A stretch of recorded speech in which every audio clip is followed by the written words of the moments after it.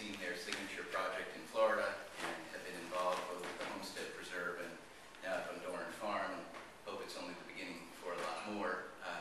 I am a Rhode Islander, so I hail from New England. The Tillmans are actually from Rhode Island, which is an interesting coincidence. And one of the newer celebration projects is in New Hampshire at Bretton Woods, which is a place I'm very familiar with, having skied there when I was a kid. So enough of that.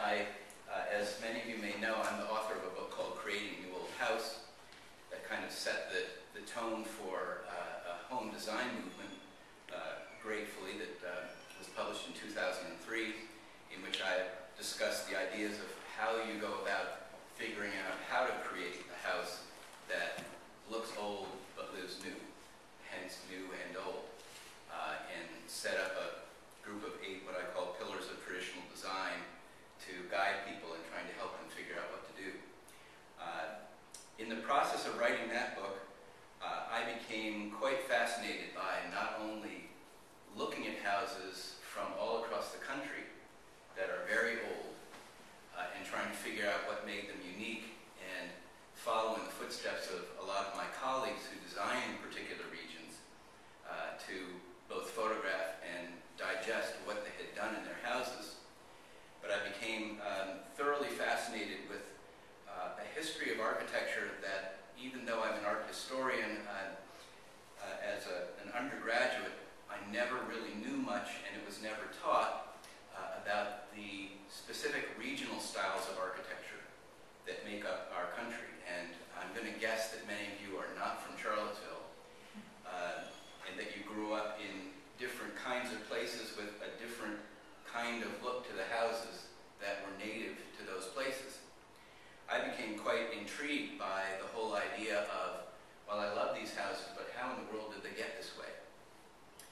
I'm sure many of you, thinking back to your hometowns and your home states, will have memories of the iconic houses of those places.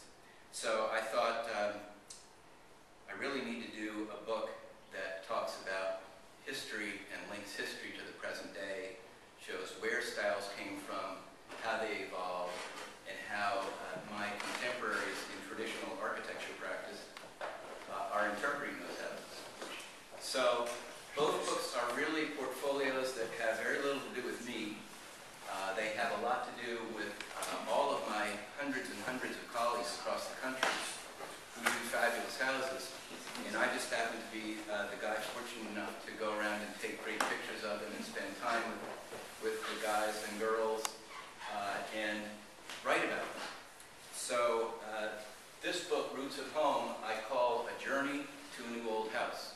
It is really an adventure story, because what I try and do is cover the stories of every early colonial style that evolved in our country up to about the mid-19th century.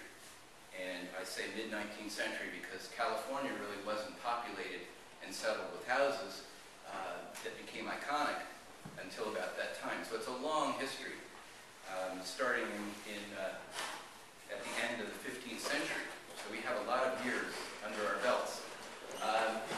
I'm going to give you some vignettes of the book